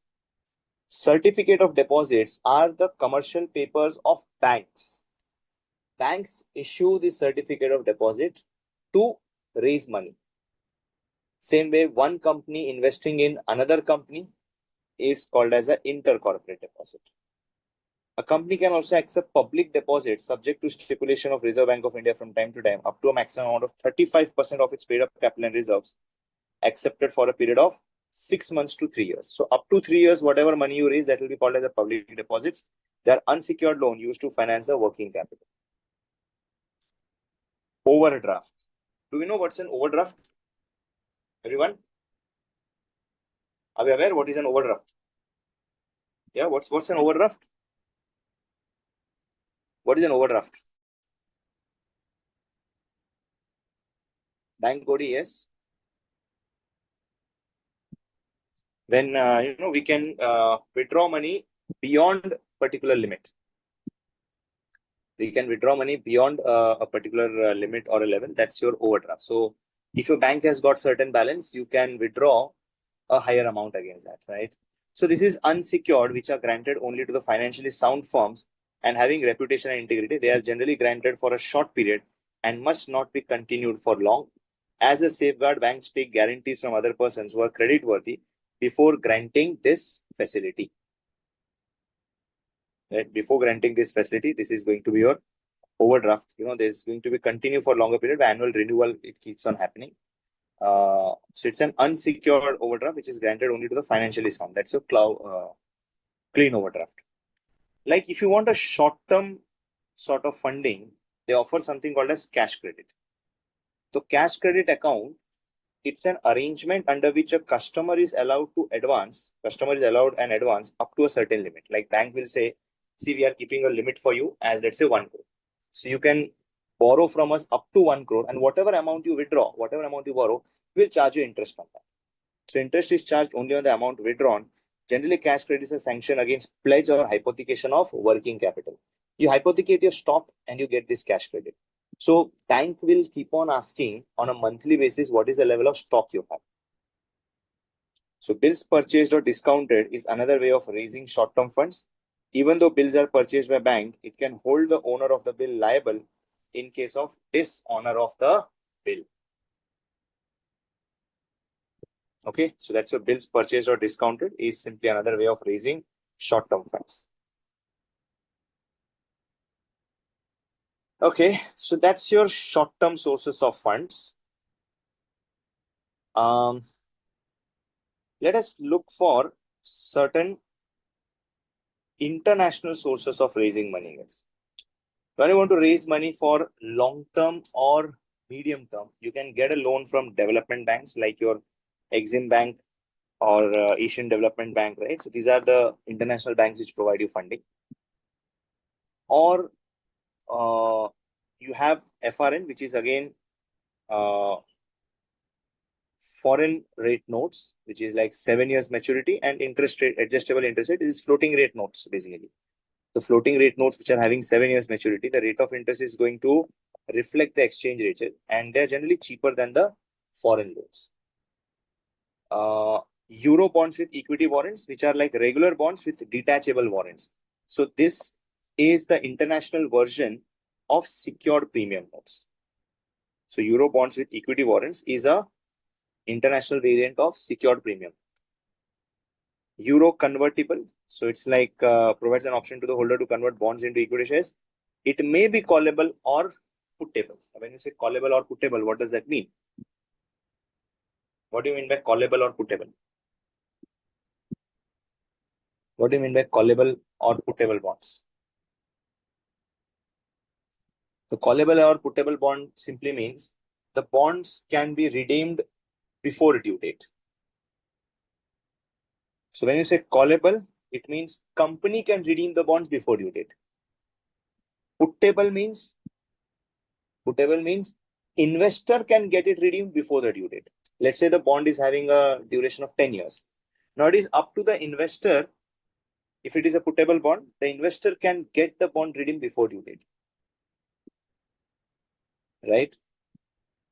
And callable is like company has the power to redeem the bond before due date. Similarly, you have the convertible zero coupon bonds, which are like over here you have we had this zero interest fully convertible debentures. Again, international variant of that is Euro convertible zero bond. So issued at a discount, redeemed at premium, 5 years maturity, conversion to equity on maturity at a predetermined price. Or international way of raising funds is going for external commercial borrowings. So commercial loans from non-residents with a minimum maturity of 3 years. You can get money from non-residents with a minimum maturity of 3 years. Lenders, in this case, it includes your International Finance Corporation or your Asian Development Bank or export credit agencies. So this is like an automatic route, or it could have an even approval. Automatic route is like you can borrow directly without taking approval from the RBI.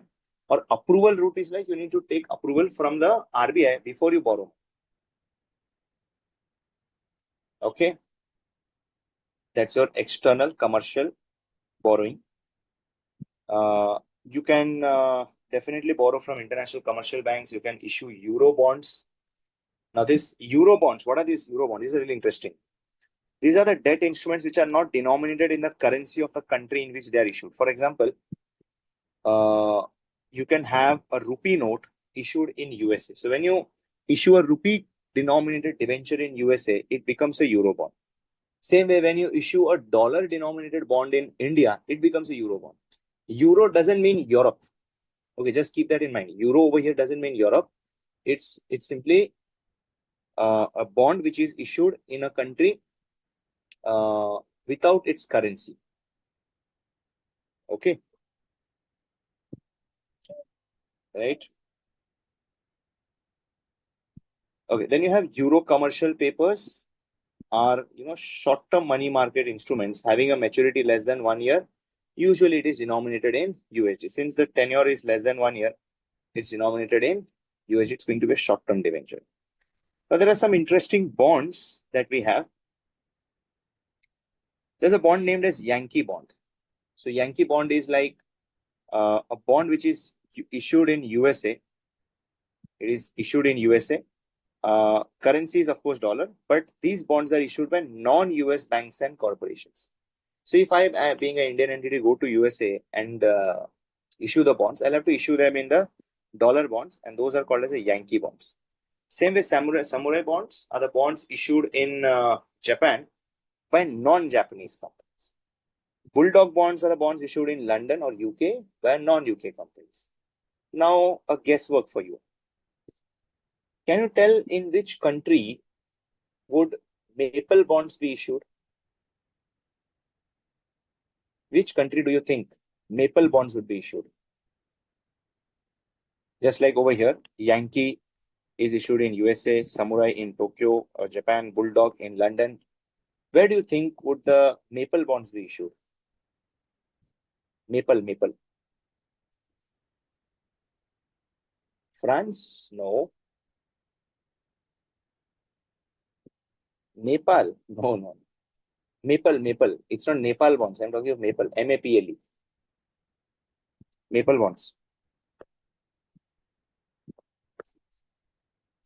Well, this is issued in Canada, guys. This is issued in Canada. Okay. Can you tell me where do you issue Kiwi bonds? Kiwi bonds. New Zealand, exactly. Okay. Can you tell me where do you issue masala bonds? Masala bonds as in India, definitely, yes. Okay, so these are the bonds which are issued outside India but denominated in Indian rupee, guys. These are the masala bonds that we are talking of. Okay, now, yeah. So the other types of it could be like foreign currency convertible bond, a very low rate of interest. Issuer can get foreign currency at a very low cost. Convertible floating rate note, it's an option to convert into long-term debt security with a specified coupon. Protection against falling interest rate. Capital gain is not applicable. Drop block bonds, these floating rate bond would be automatically converted into fixed rate bond if interest rate falls below a predetermined level, which will stay till maturity. Variable rate demand obligation, it's like holder of a floating rate note can sell the obligation back to the trustee at par plus the accrued interest. So these are like more liquid than your normal FRN. Similarly, you have yield curve note, municipal bonds, which are the bonds issued by the municipal authorities, or government and treasury bonds.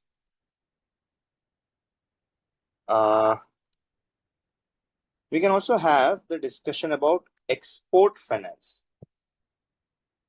Export finance is basically into two categories. One is your pre-shipment finance and post-shipment finance. Pre-shipment finance is like before the goods are shipped, whatever funding you need, that's your clean shipment, pre-shipment finance. It could be a packing credit against hypothecation of goods, packing credit against pledge of goods, ECGC guarantee, and forward exchange contract. So these are the pre-shipment finance.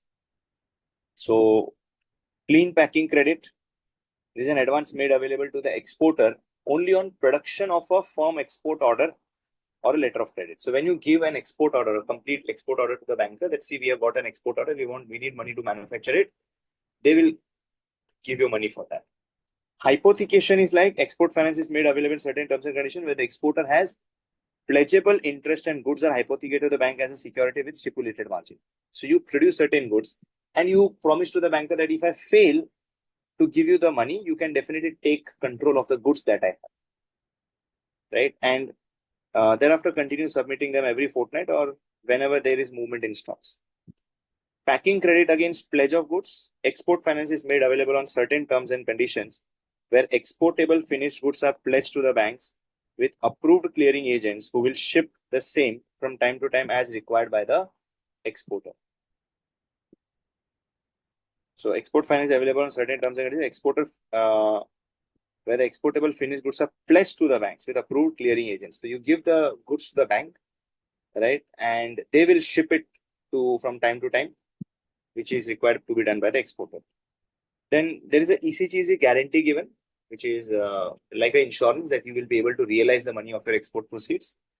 Forward exchange contract is export bill is to be drawn in foreign currency. The exporter should enter into forward exchange contract with the bank, thereby avoiding risk involved in possible change in the exchange. So you are entering into a forward contract. Same way, after the goods have been shipped, you can discount the export bill and get the money. You can take the ECGC guarantee. You can get the advance against the export bills which have been sent for collection and advance against the duty drawback cash subsidy. Duty drawback is basically the government gives you refund of the taxes that you have paid, and against that you can definitely get a loan by simply stating to the bank that see, we have got cash subsidy, we have got a duty drawback, but by the time we receive it, we'll need money from you. I mean, we'll need funding. So banker is going to provide you funds against that. Then one form of financing which is widely used is called as lease financing case. Lease financing. What is lease now?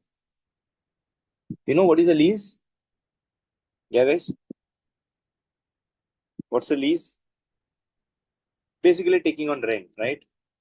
So there are two types of lease, guys. One is a finance lease and another is a operating lease.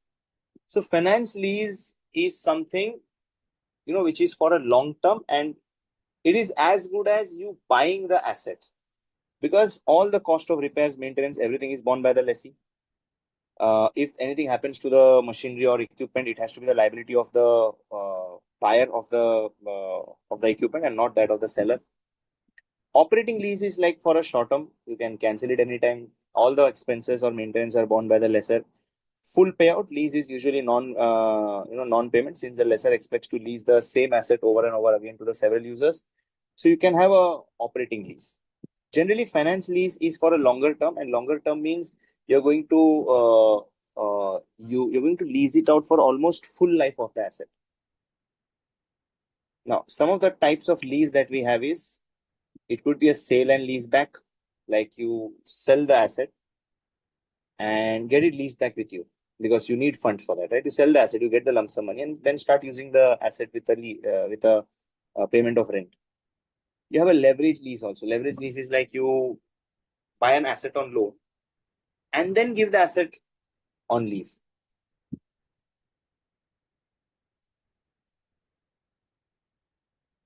Sales aided lease, it could be like we are leasing it with the intention of sale, that you use it and then after the end of the tenure, you can definitely take the asset.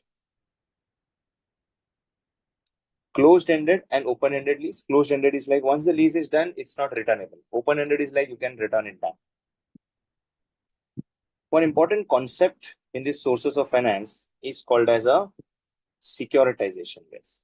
Let's understand what's the difference in sales and leaseback and sales aided.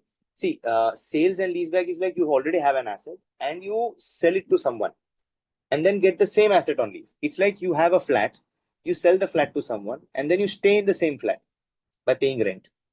Sales aided is like we are giving an asset to the other party with a clear sign that after the expiry of the lease term, you will buy the asset. So in sale and leaseback, sale happens now. In sales aided, sale happens on a future date. Okay? Okay. Then let's look at this concept called as securitization. So securitization, let's try to understand with help of an example. In case of a bank, their balance sheet is reverse. Right? So in case of a bank, the balance sheet is reversed. So it has got loans and advances in its asset side. So let's say State Bank is having a home loan of total 1,000 crores on which it is earning an interest of 9%. Now the problem with this type of home loan is that the money is tied with the borrowers. Can I say for a very long tenure? It is generally home loan is for what?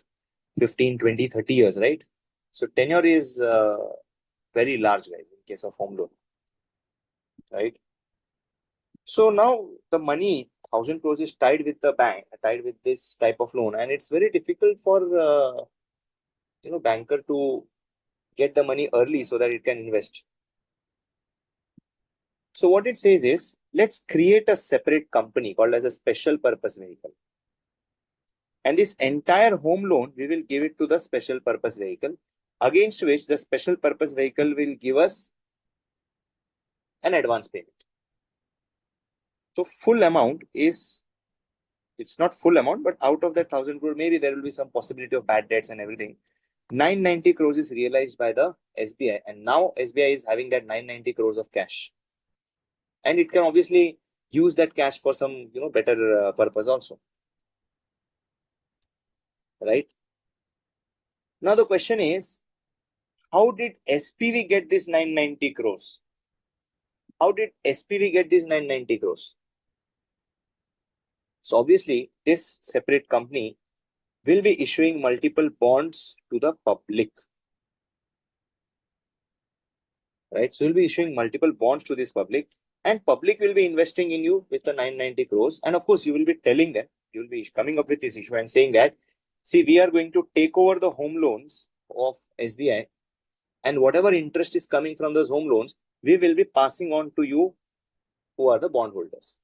So SPV will be like, getting 9% and transferring 8% to the public, just keeping 1% for its own profits and, maintenance expenses. Right? Right. So the point is, if there is some default in this home loan, if the SPV is not able to realize some amount of home loan, then who is going to bear that risk? It's the SPV. It's not a matter of now SBI, because SBI has already given the loan to the separate company. So if there is any default, the public is supposed to be catching hold of the SPV. Right? Everyone? Yeah. So that's your securitization. You can understand more about this by looking at a video called as a subprime crisis. There's a video on YouTube. You can watch subprime crisis. It's an animated green background video. You can just watch that video. It's really interesting to understand how this mechanism was responsible for the 2008 financial crisis, where the entire global economy has suffered losses worth trillions of dollars. Okay. It was a situation where bank transferred the loan to SPV. Few section of public combined these bonds and again issued bonds to new set of investors. Okay. So it was like multiple layers of loan were given, and that was the reason where you have this, subprime crisis happened, the housing crisis which has happened in US in year 2008. Okay, clear guys? Are we good with this securitization? Okay. So with that, yes, we are through with the discussion on sources of finance. Now for the remaining time period, let us take up the quiz. Okay, guys, let me just share certain quiz questions to you. Okay, so that we're able to quickly recap certain things. So let me just share the screen with regards to the quiz.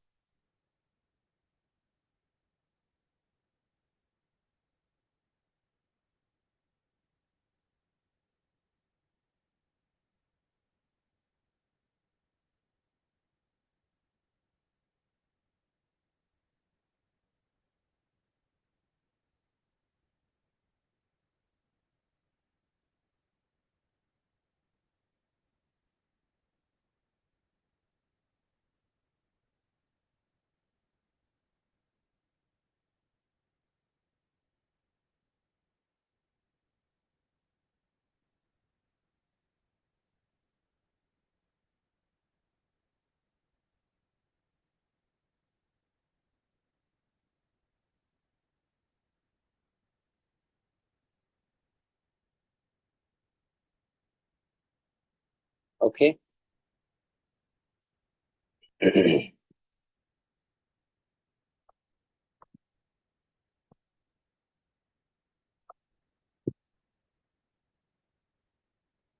Can we see the quiz, guys?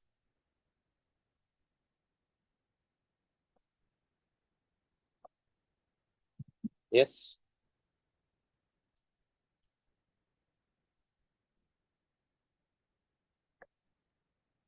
Okay. So let's say the first question, for a callable and puttable bond, which of the following is least accurate? So under callable options,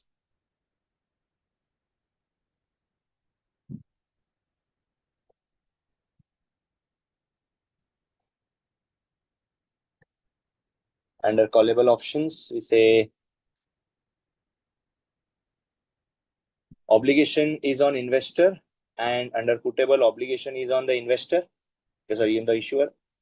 Under callable bond, right is with the issuer, and under puttable, right is with the investor. Next is under both callable and put option, right is with the issuer, and callable bonds gives right to the issuer to redeem bond before maturity. Which one do you feel is the correct one? B is the answer. Yes.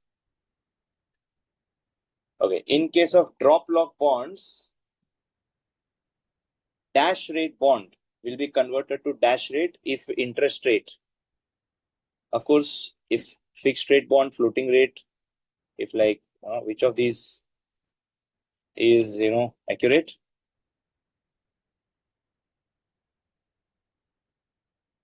So under droplet bonds, floating rate will be converted to a fixed rate bond if interest rate falls below a predetermined level.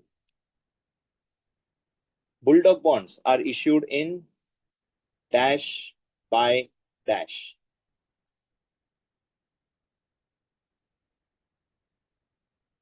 Yep. Yeah, these are issued in UK. These are issued in UK by a non-UK company.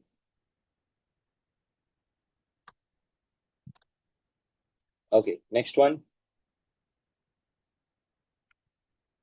Which of the following is least accurate to be called as a method of venture capital financing? Equity financing for initial stage startups, conditional loan, repayable in the form of royalty, conditional loan, repayable at a low rate of interest till maturity, and participating debentures.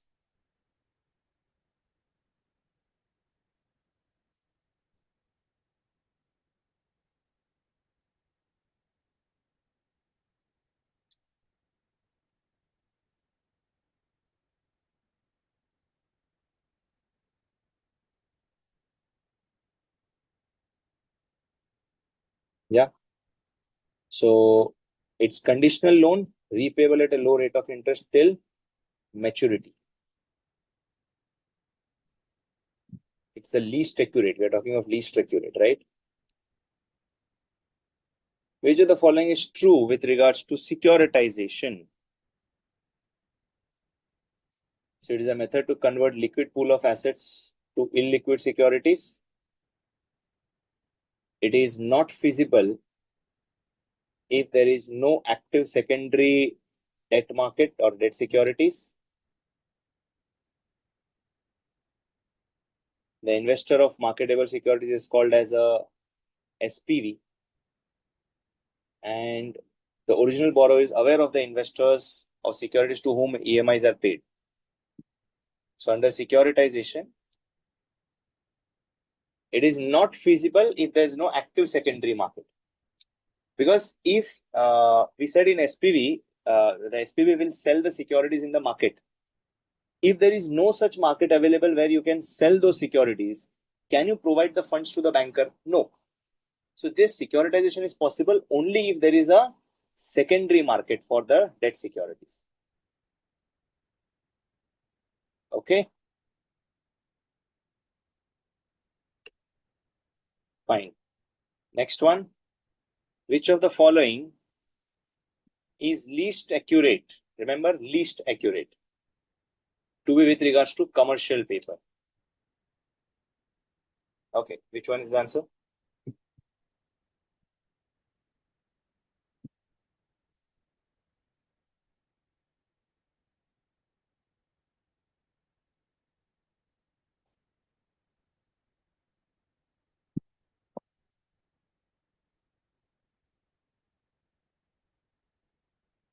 Least accurate. We're talking of least accurate, guys.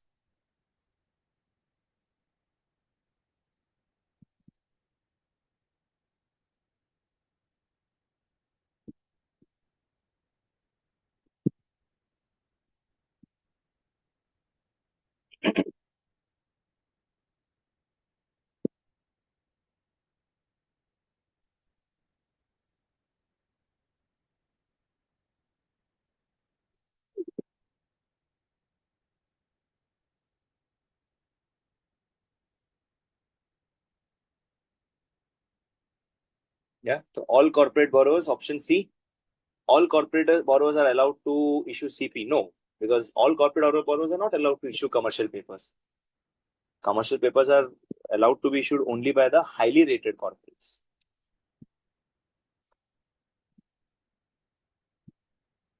Cash credit facility is generally sanctioned against which of the following assets? Tangible assets, intangible assets, tradable goods, or land? Which is the correct option? It's obviously tradable goods because cash credit is given against working capital guys. Okay. So next one. Which of the following is least accurate with regards to certificate of deposits? Least accurate, guys.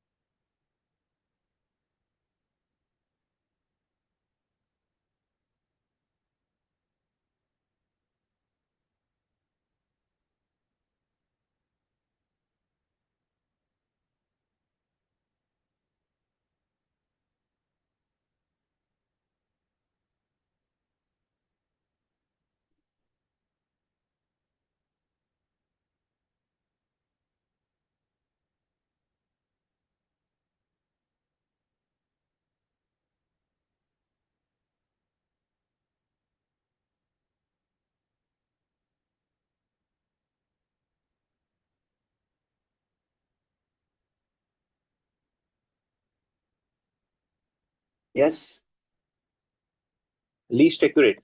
Least accurate is investor face illiquidity as in banks do not encash the CDs before maturity. This is the least accurate because CDs are traded in secondary market. They are issued by bank. It is a document of title. Yes, so option B is the accurate one, guys, because you can definitely sell the bonds in the market, so you don't face illiquidity. There is no illiquidity in that. You can get the money encashed by selling it in the secondary market. Okay.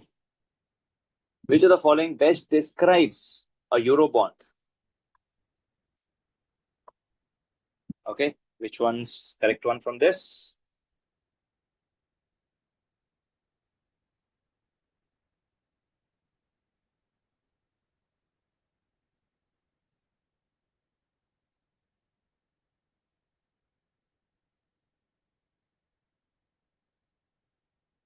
Yeah. So correct answer is option C. It's a bond which is denominated in currency other than the country in which they are issued. Okay. Which of the following is not a feature of ADR? Security of non-US companies listed on stock exchange, provision of SEC. SEC is basically Securities Exchange Commission. Just like we have SEBI in India, in US they have Securities Exchange Commission. For trading existing ADRs, foreign brokers and custodians are involved. Companies who have ADRs issued in US market have to fully comply with the quarterly accounts as per US generally accepted accounting practices. Option C, guys, because ADR, there's no need for foreign brokers and custodians. Okay, so that brings the quiz to an end. And also with that, we are coming towards the end of our today's session. I just hope that this session was a good value addition to you when it comes to analysis or when it comes to introduction to this finance subject, which we are learning for the first time. So I know that this today's session was full of concepts, full of theoretical aspects. But going ahead from the next session onwards, we'll be starting with the practical aspect of it also. Okay, so that's going to be really interesting in our calculation, right? So don't worry, I'll be uploading this PDF, the sources of finance presentation on the portal after our today's session. So, okay, so need not worry about that. I'll do the needful, right? So with that, let me just call it a day and So good night, everyone, and see you in the next class. Enjoy. Bye bye and take care.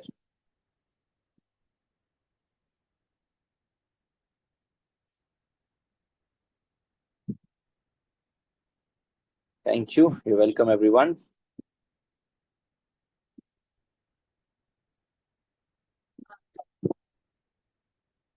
Okay. So,